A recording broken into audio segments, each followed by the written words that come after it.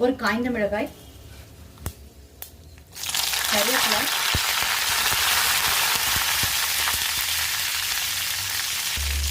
பத்து சின்ன வெங்காயம் சேர்த்துக்கிறேன்.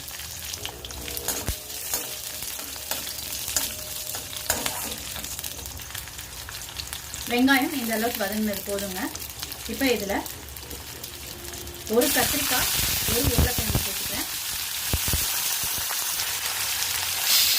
கொஞ்சம் பீன்ஸு,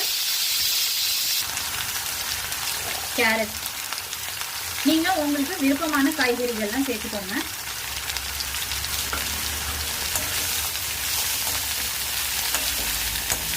இதில் ஒரு குடமிளகாய் கூட சேர்த்துக்கலாங்க. இதில் கொஞ்சம் பெருங்காயத்தூள், மஞ்சத்தூள் கொஞ்சம் உண்டு.